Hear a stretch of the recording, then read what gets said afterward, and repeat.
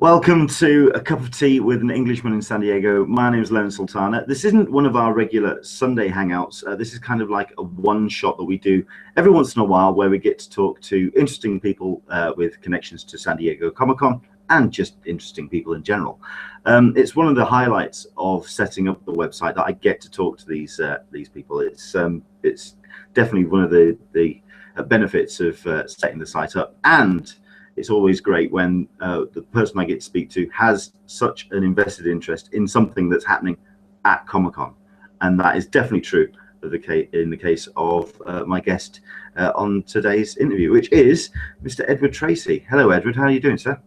Hi, Leonard. Very well, thank you. Again, I'm sorry. I'm slipping into Sunday, calling you by your Sunday name. It's just the way I work. It's the way it's Edward. I know. Is it? What did you call me? Edward. Ed. Yeah, Ed. Most people call me Ed. Yeah, as long as I don't go Monty Python, just Eddie Baby. Exactly. So we don't go that far. Okay. Well, Edward is the writer and co-director of a film called CAPTCHA, which is a short film which is going to be screened as part of the Comic-Con International Film Festival. And yeah, it's exciting stuff.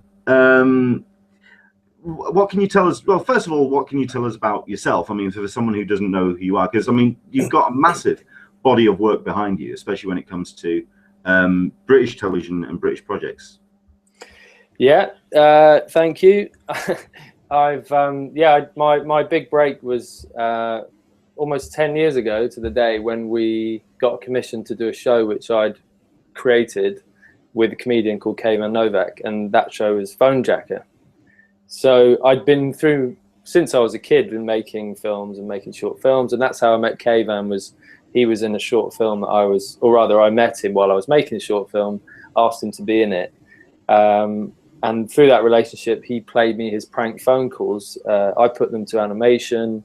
We teamed together and made the show called Fonejacker. Yeah, so we'd made 2 series of that, won a BAFTA, and that led to us doing, well, we also did a series called Facejacker after spin-off of that, and that led to my relationship with Film 4, making CAPTCHA. Okay. Now, CAPTCHA is a 15-minute short, but it's incredibly ambitious in its scope and the questions that it asks. Without ruining too much of the end, can you describe the film to everyone? Yeah. So it's set in we describe it as a steampunk or a diesel punk rather. No, we don't. I'll start that again. You're just making up terms now. I'm just making it up. I should be good at this by now. Yeah, so it's a spy thriller with a romance story at the heart of it, and set in a steampunked London, which is what most people have heard of the term steampunked, or some people. If they've heard of anything at all punked, it's steampunked. But rather than make it Victorian, which is the steampunk thing, I made it 1940s alternate reality where the Second World War hasn't started, hasn't occurred. So it's more playing along the Cold War thriller type of genre, tapping into the noir thing. But I'm not telling you anything about the story. So this is obviously I'm learning process.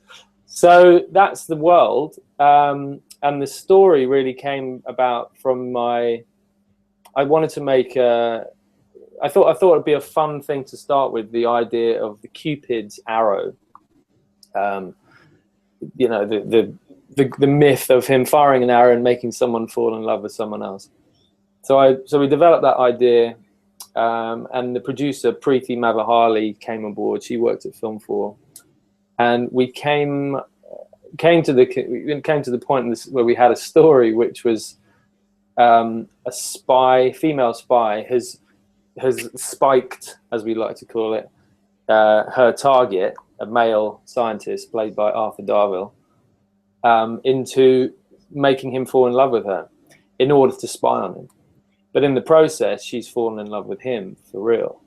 So the point of the story is when they're going to end the mission, they're going to kill him. So she makes that decision. Does she, where does her loyalty lie? Is it with her mark, the target, or is it with the spying organization that she's working for? I mean, certainly there's a bunch of films that I can call on when it comes to kind of referencing this film. When you talk about the stylization of the film, I when I was watching the film, I was recalling Dark City. I'm certainly, you know that one with, I know that one, yeah. The film with Kiefer Sutherland in there, and it certainly has that kind of, and also Brazil as well, that kind of like timeless stylization kind of vibe to the whole thing. Which, yeah, it's something. Well, thank you. Yeah, I mean, building the world was one of the most fun parts of the process. Initially, I thought I'd set it in the future. So when I went to, having done those comedy shows with Channel 4, I set up a meeting with Film 4, and they said, what do you want to make? And I told them I want to make a sci-fi thriller, action thriller. Obviously, as a short film, you'd be completely mad to try and do that because it's just a very limited budget and all the rest of it. But I was undaunted by that. But as the process went along, I thought I couldn't compete with the likes of Hollywood, Total Recall, Reboot, RoboCop, and the like. So I set it in the 40s, and I started looking online at the work of a very talented matte painter. I don't know if you know what matte paintings are, but it's when you film me, right? And then they paint in the background, they create this world. So there's this guy called Pete Amacree, who I contacted, having seen his work online. He was up for it, convinced him to be part of the project, part of pitching at that point. So once he got involved, then that whole world of the 40s, sort of exaggerated architecture, slightly one click away, or more than slightly a click away from reality, that really just started to come to life, that world. And most of it, we achieved it because we shot most of the film in a green screen studio. Well, much bigger than this absolutely. room. I mean, that's the other film that I certainly referenced as well when I was watching the film, which is Sky Captain and the World of Tomorrow, the Jude Law, Gwyneth Paltrow film, where it is very much a case of the actors creating this world very much within their imaginations, and you're painting in the background. But I mean, yeah, let's talk about the cast, which is just absolutely phenomenal for CAPTCHA. I mean, we'll start with Arthur Darvill, which most people will know as Rory from Doctor Who. But I mean, from the top down, it's just a class cast list from top to bottom. Can you talk about how they came on board and what they thought of the project when they first kind of got approached? Yeah, thank you. We were very, very lucky with the cast. With Arthur, we had the script in place. We were ready to move into production.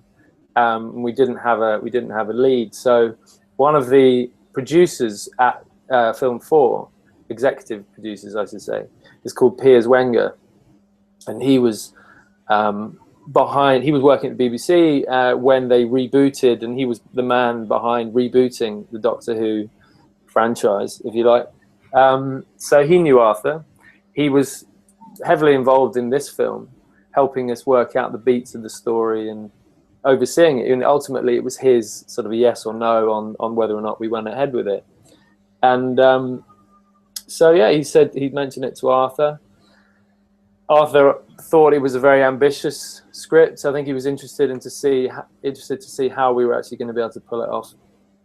And I met him for a coffee, and it was a really simple process of just having a quick chat about how he was going to approach it, and we just said, yeah, let's do it. It's cool.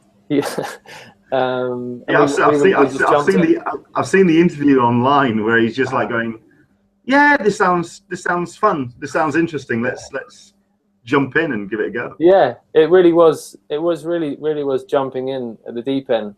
I mean, the Amy, who plays his love interest, the opposite lead in the film, she'd been involved in the project before it was even started, so she was she was very knowledgeable about the whole film, because I'd written it with her in mind. I'd written that part, and I thought, great, let's do an action thriller with a female lead. And I knew her. I knew she was a brilliant actress. So it was great that she and Arthur clicked so well, and it's testimony to both of them that we just chucked them in at the deep end. We didn't have any time to rehearse because Arthur was very busy, and he was also doing a play at the same time. So we'd be talking through the scenes on the set, which is a nightmare because you've just got no time to do that. And but it was good. It was kind of adrenaline, and we were just working the stuff out we needed to work out on the set. So it's great that they clicked. I can imagine that's a lot of faith in you as a director as well, being the driving force of the film. Yeah. Oh, well, I like to think so. I mean, well, the thing is, if you've got great actors, then I don't think the director has to say anything, or very, very, very little.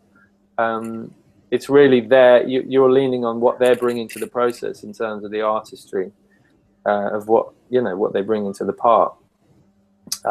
So yeah, and to come back to your point of the rest of the cast, I was extremely lucky to get Nigel Lindsey, who's very well-respected theatre actor, and he's done films as well. So I got through to him through Kayvan Novak. So Kayvan and I had done the shows Fonejacker and Facejacker together. I asked Kay to be a sort of cameo in this film, and yeah, he was in a film called Four Lions with Nigel. So he put the call in and asked Nigel to meet me. And yeah, met with him again. It was quite tricky because we shot it over the Christmas period of 2012. So it was basically 4 or 5 days out. It was 5 days out of what would be a Christmas holiday for these people. So it was good from the point of view of crew, because a lot of the crew were otherwise not involved in projects, so we could get some amazing crew. But equally, yeah, it's a big ask to get people to give up that time of the year, which is great because people were really there because they wanted to be there, and it makes a big difference. Yeah, I mean, so like I say, we've talked about the kind of like the top 3 leads of the film, but all the way down to someone that we don't actually see on screen, which is Zoe Wanamaker. Yeah, who I'm a massive fan of. Right. Well, I mean, was it a case of just calling in every favour in the book to? Yeah, it was. I've known her. I know her through a very, very old friend of mine. So I've known her since I was about 16 or something, and always wanted to try and get her in something, but there was never the right thing to do, and she was always busy and all the rest of it. But she's so open to helping out. Emerging filmmakers as well. So yeah, and the fact that it was a voiceover, I was able to just go to her house with the sound man. We set up a little portable recording booth, and she was there with a little roll up, and we were getting the voiceover of Zoe Wanamaker. So it definitely adds another level of class to the film. Fantastic. Well, you were talking there about knowing Zoe for some time, but that's not the earliest person on the crew that you've known. Yeah, exactly. Yeah. Tell us about that. Yeah. Well, the director of photography, Charlie Granger, I've known since I was about 4 years old. So we would make. We've been making films for years, basically, or just chipping away and doing little short films, and through our 20s, but all the way back to when we were kids. I remember he had a theatre set, and we'd be making our little productions and showing his parents and stuff. And so I don't know. It's just something we've. It's crazy that we both ended up in the same thing, but actually, his parents were in the business. So I think knowing someone who is in the business, and when you watch TV when you're a kid, it's quite a distant thing. But actually, when you know people who work in the business, it opens up that whole possibility in your mind that actually you could do it for a living. So I think knowing him and knowing his parents led me to pursuing it as a career, I guess. Yeah. and giving you the support, I suppose. Yeah. Well, just the thought that that you could actually make money and that could be your living is making films. As a child, I think that was made a big impression on me. So, and obviously him too, because he's now well-respected DOP, and we both actually, he got me my first job as a cameraman when I left college, so that was in my early 20s, and I eventually moved away into directing, but he still works as a cameraman, so and we work together, which is brilliant. You know, when you've known someone that long, you can basically tell each other to F off and it doesn't matter, you know. So when you're in the trenches of making a film, with all the limitations and the pressures, then it's good to know that you ultimately, you know, you've got a friend for life there, and it doesn't matter actually. You just say what you've got to say, and you know, you work through it. Excellent. Certainly, you were talking there about the shooting schedule, which was 2012. I mean, this is obviously, I mean, for a short film, but then again, what I'm going to do is we're going to talk about how you can actually see the film if you're watching this, because if you do watch the film, you see it's just it's epic in scope in the way it's been put together. But it's 15 minutes, so it's quite a long gestation period. I mean, when did you really start working on CAPTCHA? I started working on it in the beginning of 2011 because I just checked my emails and saw that my first meeting with Film 4, the head of Film 4, was in October 2010. So that was quite scary to think it's been that long, and it's all you know, it's a great hats off to my wife for putting up with 5 years of basically me working on the same project. But my intention from the beginning was to be as ambitious as I possibly could with it. You know, the ultimate ambition is to make a feature film. So I wanted this to be a 15-minute slice of what could potentially be the feature. So I didn't want to scrimp on any of the aspects. I wanted to try and tackle everything from sound, you know, the special effects, stunts, prosthetics, you know, the even down to the music. When we ended up going to record with the Budapest Symphony Orchestra in Hungary. So everything, I just felt like this was the one chance I was going to get. If it was, then I was going to throw everything at it. And time is the one thing that actually you have the most of when you're working on a short film, money being usually the least. So I think you can, if you've got time, you can get all that extra production value into the film. And I think in the end, the film, if I just wanted to make it in a few weeks or so, it would have cost about £250,000. We got 50,000 was actually what we got. So and that is largely down to the Mill getting involved, and they're a visual effects house, one of the top in the world, if not the best. And they do 30-second commercials, £12 million Nike promotional videos, and, you know, commercials. So for them to take on a 15-minute film, I don't think they would have done it if they'd known how much work it was. I think they would have thought twice. But I was able to kind of tease them, you know, give them the script. It was a 7-minute script at the time, and then it went to 15. There were only going to be 27 shots, which I told them, swore blind that it was going to be 27. And bless them, they went, you know, they stuck by it and they really supported it. But it meant that, so we shot it in 2012, December, because the scripting, I was learning how to write during that process between 2011 and 2012.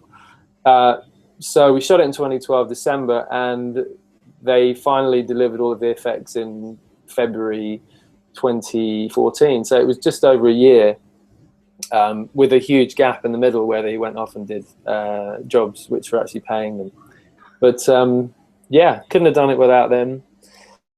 And yeah, like I say, it was so from October 2010 being the first meeting, mid 2011 start thinking about the script, and then it finally finished July 2014. Yeah. Well, I know also that the tone of the whole thing kind of changed as well from that first initial run up, and kind of, because you create like a small movie as kind of like just to get an idea of what you were wanting to do with the project. But like you say, Film 4 were thinking that, well, we're going to get a comedy. That's right. Yeah, I mean, how did the tone change across the project? Well, it's the tone of it.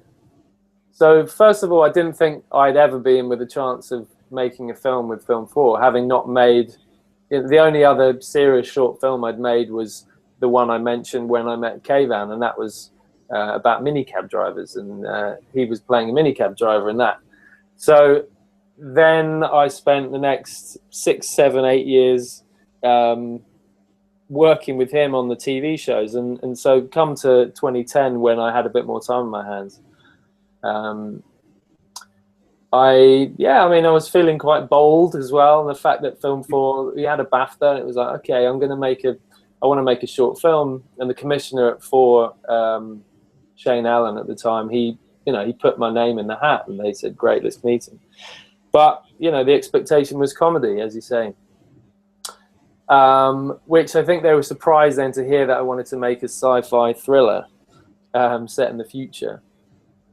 But they thought, okay, he's making a sci-fi thriller, but it's going to be funny though, right? Which I would be saying, yes, it's going to be funny. Like, wow. So 6 months into it, there were still comedy elements in there, because I feared that if I told them there was no comedy whatsoever, then they would think, well, you've never done anything other than comedy, so therefore we're not going to fund it. But what came out of the fact that I still thought it was going to be comedy at that point, even, like I say, 6 months into the process of script writing, we did a read-through, the first, when we had a first draft of it, with Amy, because she was involved, obviously, from the beginning and before. And I'd got another mate who I've known since I was about 9 years old, called Henry Packer, who's a well-respected comedy writer and stand-up comedian. So he played opposite her in the read-through, which, as soon as you start reading a sci-fi script, I mean, there were comedic elements to his character, but you're just waiting for someone to make you laugh, and that's not what you want in a serious kind of thriller. But they met on that day. We all ended up going out together, and we went on and they went on together, and now they're married. Wow. So we've got marriage out of this film, and also the script has always been about a girl called Katya, and now I have a 3-year-old daughter called Katya. Oh, so nice. Tells you something about the timeline as well, and the fact that I like the name Katya. You see, this is where I fully expect now to see, because I haven't watched all the way through to the very end credits, but like the Pixar babies, and just at the bottom, CAPTCHA baby. CAPTCHA babies' marriages. I know, thankfully no deaths yet, but it's still time. Oh, good grief. Okay. Well, I mean, I'd love to have been a fly on the wall when when you finally did actually deliver some footage to Film 4, and they suddenly realized that we've been kind of well, they knew. Well, thankfully they knew at some point. They were saying, you know what, it's not, isn't it? It's not happening. But that was the beauty of working with them, is because I always felt like they would back it. We just had to get it right, and they were there along that journey with us to find what the film was and find the right script, and just continue to support us and give feedback. But as it took so long, I think they were not only at Film 4, but the BFI were involved, and there's another exec who is called Alan Niblo, who's the head of Vertigo Films, who did Monsters and Bronson and lots of films going back. So over and all, there were something like 8 execs involved in the film, 6 of which moved jobs during the process of the film. But thankfully there's one still at Film 4 who was the person who took it over the line, called Evie Yates. She she took it on, having, you know, one of the other execs left, and so at that point, you know, we knew it wasn't going to be comedy, and we had a better idea about what the film was going to be. Yeah, thankfully they stuck with it. I think they kind of felt they would feel pretty bad if at that point they didn't back it. Although I've heard there are films which have been in development for sort of 10, 11, 12 years. They are certainly a company that are looking. They look to the long haul, and that they definitely have the investment behind them. That's kind of like their trademark, and that's yeah, great for you. Right. So when it won't take 11 years to make the feature film. So when did the film kind of like wrap? When did that, or was it? I believe. So we finished. Yeah, we basically we finished it July. Well, it was a bit earlier, but as I say, we'd finished the visuals of the film in January 2014, and then to just throw a spanner in the works, I'd organised through someone I'd met who organised orchestras. So we would, as I say, went down to Hungary to record the score with the composer Sam Williams and a man called Graham Walker, who has worked on 85 feature films, and so he did it as a favour, and we were able to do it, still scraping the last bits of money that we had left in the budget to go down there. But it did mean that it would just push the process even maybe 2 or 3 months, and the final process was the audio mix, which again, you know, with the favours I'd pulled in on the mill, as someone I knew there, they got behind it. So Molinaire, who are another big production company in Soho, they did the sound mix, and the guy who did the sound design was the same man who did the sound design on my film in 2004, who happens to be the brother-in-law of my oldest mate, Charlie Granger, the DOP. So it's just sort of this network of building up my team, and, you know, they get behind it, and couldn't do it without them. Excellent. Yeah, so it just meant that we did the final screening. We did a cast and crew screening at Channel 4 in July of last year.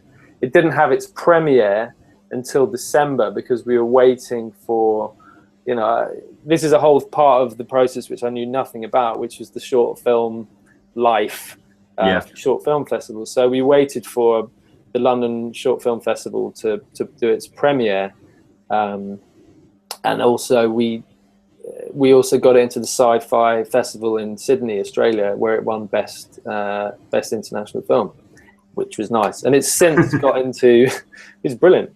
So it's since got into 20 festivals. There's the 35th Fanta Fest in Italy, which is Italy's oldest sort of fantasy festival. It's got into 4 in Spain, 2 in France, Estonia, Germany, and America, which has been amazing. It won the best drama at the Superman Celebration Film Festival. In Superman Celebration Film Festival in Metropolis, Illinois, the home of Superman. So we got a trophy is in the post. They assure me, and a check as well, which is cool and it's got into San Diego. So which absolutely leads us on to the International Film Festival, San Diego Comic-Con. You talked about this culture of short film festivals that you kind of like discovered. What was your first, or who kind of brought up the idea of taking it to Comic-Con? Well, actually, the brilliant thing about social media is you just speak to the most random people you never would speak to. And I spoke to a girl in LA. I was trying to get it into any festival in California. And for the life of me now, she's called Heidi Honeycutt. Nice. Hello, Heidi. And she runs a festival which is for women directors only, action sci-fi festival. So I'd sent, I was just emailing everyone.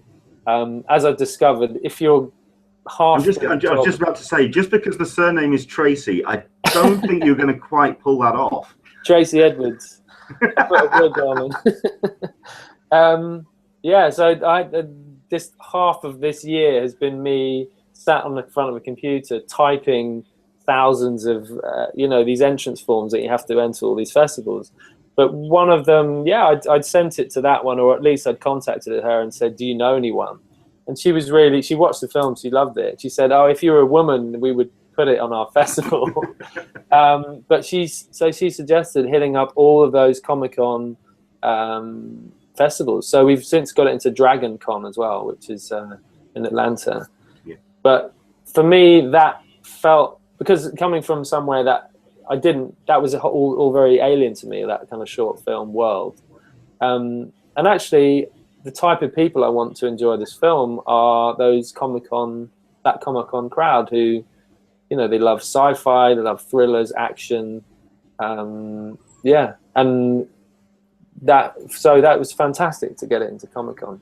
Yeah, so I mean, the one thing about Comic-Con is, while it does cover a lot of niche elements, it is very much in front of one of the biggest platforms to celebrate pop culture. So, I mean, as calling cards go, I mean, it's certainly something to put in front of some of the biggest companies in the world. I'm guessing that was part of the driving force of taking it to San Diego. Yeah. I mean, if I think of some of my favorite films, they would all just be the type of films that would sit well at Comic-Con. I think with ours, we're trying to push it a little bit into more of a European and artistic sensibility, and rather than going full-on commercial Hollywood style. But we're still very much kind of feet in both camps, and we want it to be a film that people are going to want to go and see. I want to see the CAPTCHA figures. I want those on my wall, man. That's the kind of film that I just think, wow, those are the sort of films I want to make. The ones where people just get immersed in the world, in the characters. They want to spend time in that world. Because that seems like the most fun thing you can do with film, certainly for me. When you talk about CAPTCHA, you're certainly very much, you sound still very much invested in the world after this long time of making the film. And you talk about CAPTCHA being a calling card to making a feature. Can you imagine it's going to be the CAPTCHA universe that you'd like to expand, or are there other ideas that you've got in mind? Yeah, all of the above. I'd love to. I actually had a meeting with a big TV company over here, and they saw the short. It was on the back of that. They'd seen CAPTCHA, and they said, "Look, let's make CAPTCHA the TV series," Nice. Which would be amazing. But it's a film, so what I'm going to do is we're very committed to pursuing it as a film, and Film 4 are hopefully going to get behind it, but we haven't had those conversations yet with them. But obviously they were invested in the short. They thought it was amazing, the short. As the commissioner there, Eva Yates, her on the poster it will say, she said it was properly cinematic, was her reaction to it. So and they're really enthusiastic about it. So fingers crossed they get behind it as a feature. So which would be expanding the same world, expanding the same characters. Well, that's going to be my next question. If you're going to be expanding it into a bigger feature, you've obviously got this amazing cast that you've culled together for the short film, but they're very busy. They can be perhaps not available to make the film. Would you imagine throwing them under the bus and getting somebody else in, or would you hold off to get the cast involved back again for the feature? Yeah, hopefully it won't come to me actually having to physically throw them under a bus. Although, I would never let anyone stand in my way of my dreams, becoming a film director. Nice. Yeah, I think you've got to be a little bit committed like that. Prepared to kill is... But, yeah, well, you're right. If there's ever a convention where the ethos of the people going there is be prepared to kill, so Comic-Con is probably it. I mean, it is quite a manic environment. So fanatical. So yeah, so in response to your question, I'd love to work with those guys, and if everyone's schedule, ties in, and if and when we finally get the film funded and we know when we're going to shoot, if those people are free, then yeah, it'd be great to work with them again. Well, I know that speaking of schedules, you're not able to actually make it to San Diego yourself for the screening of CAPTCHA. Oh man. No, I'm gutted about that. Yeah. We went to one of the festivals in Switzerland. We went on a jolly there, and it's great fun to go to the festival. Here, I was able to get it past my wife because I got two young children. So even taking a long weekend away to do something as frivolous as go to a film festival is it's a big ask. But yeah, San Diego, it's a lot. It'd be £1,000 for me to just go there minimum. Sadly, I can't stretch it. But hopefully, it'll lead to more things. And I'll be back with the feature. Well, I mean, the film is getting its screening, and it's happening in the Grand Ballroom D of the Manchester Grand Hyatt. That's on the 9th, which is he says, looking at his calendar. You'd think I'd know these dates off by memory at this point. No, it's on the Thursday, but it's on Thursday. I think it's wrapping up the day, isn't it? It is. It's the last one of the evening, i.e., the highlight of the evening, Leonard. Yes. Yeah, it's at 10:30, and then they're kicking you out. I don't know how it goes down there in San Diego. Do people just, what do? They go clubbing or? Well, I mean, I would say that they go clubbing or they find parties of their own to organise, because as a Brit who has been to California, we do get slightly freaked out by the fact that they consider a 12 o'clock pub close early. And late, and then they close, say, a nightclub at 2, which is just incredible to them. And there's us Brits going, we're just getting started. Come on. Yeah. They've got a healthier lifestyle, I think, over there. Yeah, they're known to. Possibly. Well, and less fun. No, it's obviously going to be kind of like the last film of the day. So it's something that is going to cap off a great day at San Diego. Yeah, obviously, I will try and be in the room for when the awards are announced. I believe it's happening 2 days later. Bring me back a T-shirt and an award. Well, yes. Well, fingers crossed for you. Absolutely. That would be amazing to get something like that. Well, I mean, I've got my Superman award, so I can kind of retire happy. Well, hopefully it's not over yet. I mean, hopefully in we'll give it 2 years. 2017, you'll be there again, but with a slightly bigger film.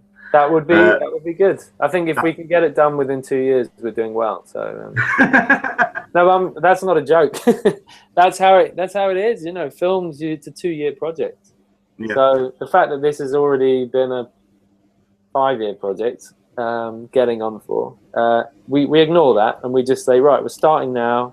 We're writing the script. We've got 2 writers involved. We're trying to get finance to fund them to write the feature film version, and hopefully some of that finance will come through the generous public and hopefully fans of the film who can buy the film online. Well, that's something that I wanted to bring up. I mean, is crowdfunding something that you've thought of going the whole Kickstarter route? Yeah, it'll certainly be something we look at. Yeah, because but we just haven't had those conversations yet with Film 4. They'll be the first people we talk to about it. But the plan is, if we can get the script written, then we can try and get finance, and we'll be going everywhere for that, including Hollywood, to try and get it made. But in the meantime, we got to keep the lights on here at Tracy Towers, and there's all sorts of development costs which are involved in it. So as I say, we're hopefully going to make a little bit of money from people buying it online. This is my advert bit here, Leonard. Exactly. Well, yeah, absolutely. If you want to launch into it, where can people see CAPTCHA? Well, apart from San Diego Comic-Con, of course. Apart from all these fantastic festivals, you can see it online at a website called wearecolony.com. And if you just Google CAPTCHA film as one word, it'll pop up. But it's on that site. You can watch it as many times. You basically become a member, and you can watch it as many times as you want. But there are also 50 minutes of exclusive behind the scenes making ofs in terms of all the VFX, speaking to all the cast, making the music, you name it. I've tried to explain and let people in on the whole process just to show them the scale of it. And get my face on camera as well. I mean, I have actually gone through that site with a fine-tooth comb because, I mean, I think it's only, what's, $2.99 or something like that? No, £2.49. £2.49. No, it's less than the price of a beer. Trust me, if you're watching this now, if you're thinking about it, go to wearecolony.com. Is it .com.co.uk? Yeah, com. Check that out for £2.49. The sheer wealth of background, behind the scenes stuff, production artwork. It really is a brilliant package for that amount of money, and it's certainly worth the money. It's worth. I personally would say worth 10 times as much. So no, I am a fan. I'm definitely a fan. So that's the aim.